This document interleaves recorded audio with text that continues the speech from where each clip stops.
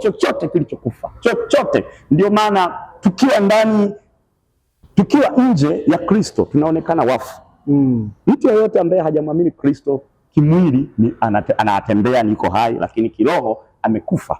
Kwa hiyo Mungu kwa sababu ya neema yake na kwa kutupenda anao uwezo wa kutufufua. Amina. Kwa hiyo anaposema ile mifupa sasa ikaumbika ikawa mwili. Sasa tunaona Mungu ameiumba mifupa kwa upya. Ile ni ishara ya ufufuo. Amina. Hata kwa mtu aliye katika dhambi amekufa kiroho, Mungu ana uwezo wa kumrudisha na kumweka tena kwa upya. Amina. Amina. Sasa tunatizama hoja nyingine, matokeo katika kukiri, matokeo ya imani katika kukiri.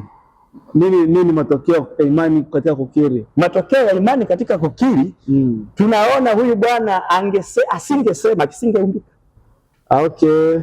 Aliposema iwe, ndio kikawa kama alivyosema. Kwa unapokiri kitu chochote katika kuamini, kinafanyika. Alienda kukiri ile neno la Mungu likaumbika. Imani yoyote inaumbika baada ya kukiri. Huwezi ukafikiri ukasema litakuwa. Ndio maana nasema kwamba lazima useme. Imani huja kwa kusikia na kusikia huja kwa neno la Kristo. Yaani unapata kusikia neno la Kristo, alafu naamini, alafu nakiri, alafu kisha unapata haki. Kabisa. Amina. Kabisa. Ni kweli ya Mungu kabisa, ni kwamba Mungu anachohitaji si tuishie kumwamini tu. Anataka tu portrait ile picha ya uungu wake katika maisha yetu. Tuiweke picha halisi ya Mungu katika maisha yetu. Kwa hiyo tunayo mamlaka ya kusema kitu kiwe na kikawa. Ndio maana Yesu anasema kwenye kile kitabu cha Marko sura ile ya 11, nafikiri ukitizama ile mistari kuanzia mstari wa 22, unaposhuka huku chini unaona Yesu anasema kuhusu jambo la mtu kwamba akiamini asione shaka nafsini mwake, ndio atakuwa yake.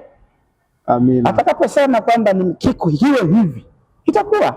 Hata akisema mti huu ng'oka kajitose baharini, itajitosa. Kwa hiyo hii ni nguvu ya Mungu katika kukiri, nguvu ya imani katika kukiri. Ndio. Kwa hiyo hebu turejee hapo kidogo kwamba yani ule ukiri ndio uliosababisha kwamba ile mifupa ikaitikia ule ukiri wa Ezekiel. Kabisa. Kabisa.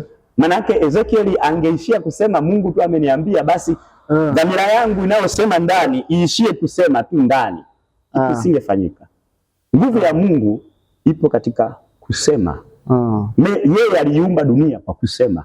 Kila kitu kinachoonekana na kisichoonekana alisema. Ndio. Kuwepo nuru, kukawepo nuru. Kuwepo maji yatengwe, yakawepo.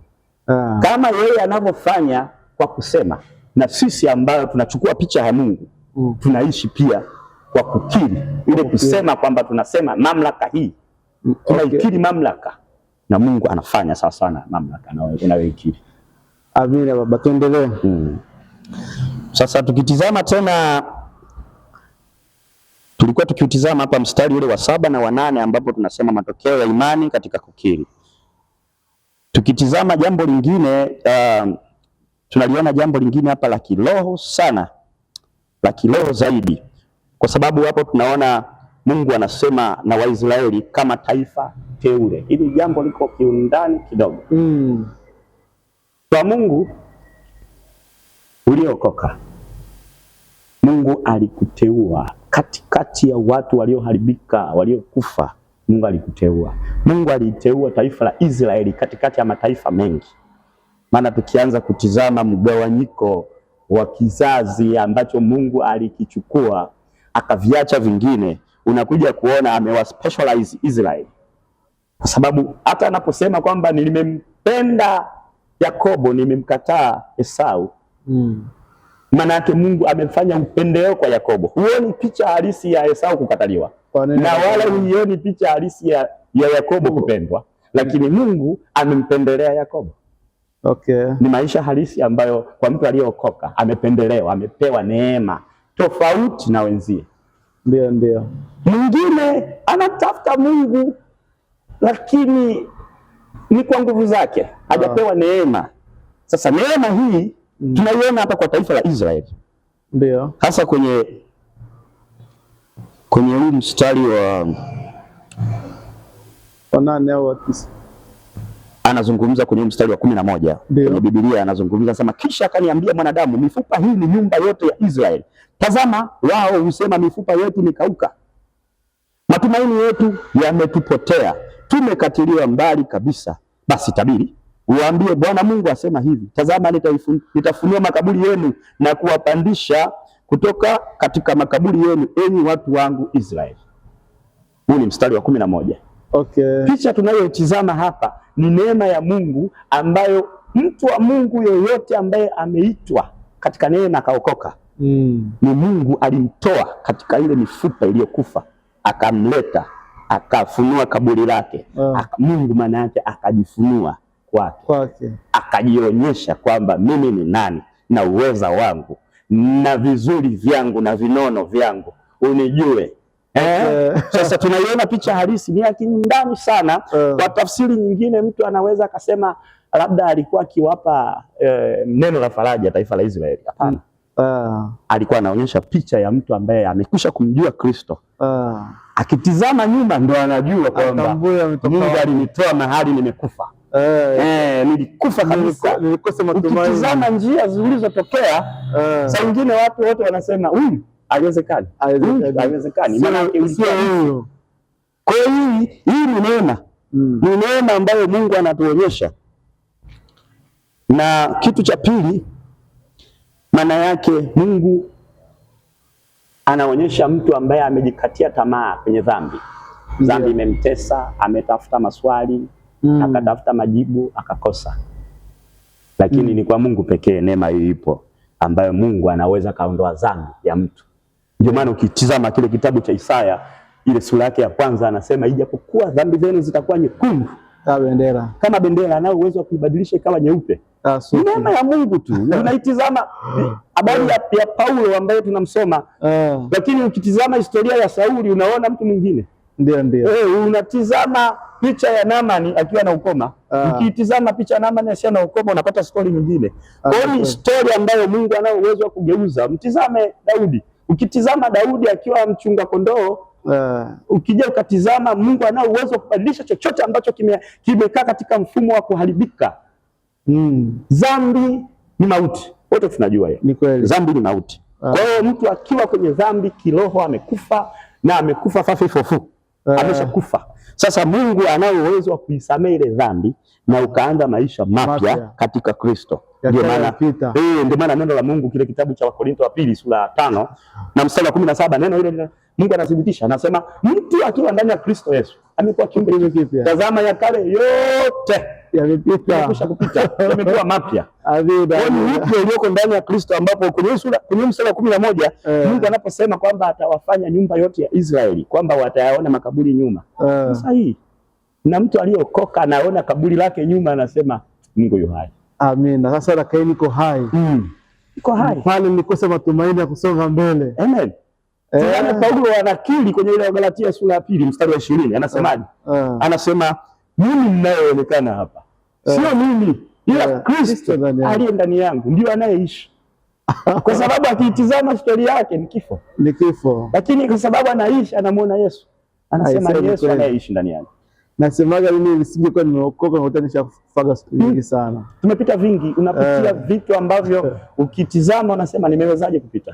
Nilifanya hiki kwa tabia ya kikawaida ya kibinadamu, kifo.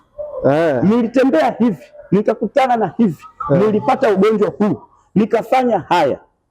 Ingekuwa ni sheria ya nchi na hukumu kwa yale tuliyoyatenda nyuma. Tuko magerezani, magerezani wengi sana. Lakini kwa sababu neema ya Mungu inayotuokoa inatupa kuona kwamba haya sio, haya ndio, inatufundisha wema, inatupa kuyajua mema. Tunakuwa hai ndani ya Kristo. Amina mtumishi, barikiwa sana. Amen. Tuendelea.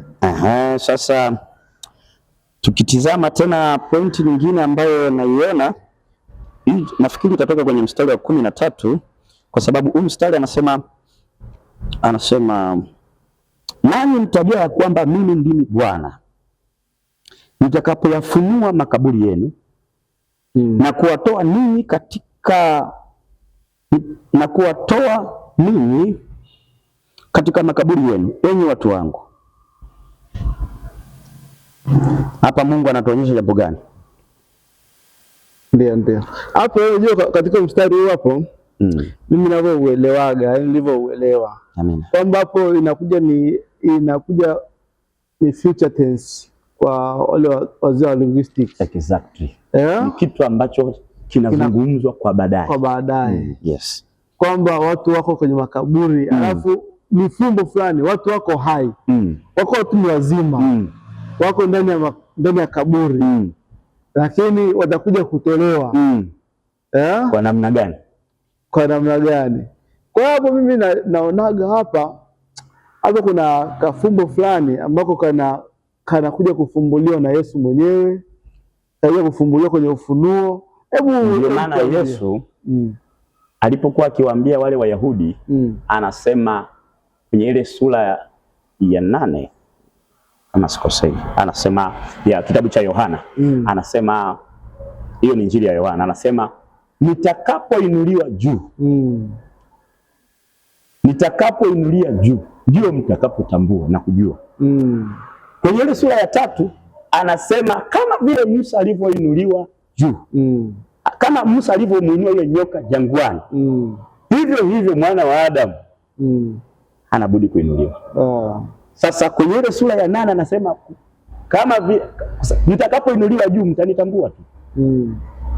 Kwa hapa tunaona jambo lingine kwamba hatuwezi kumjua Mungu tukiwa nje ya Mungu. Tutakapomkazia macho kumjua Mungu tutamjua Mungu. Anaposema tusome kwa makini ule mstari alafu tutizame.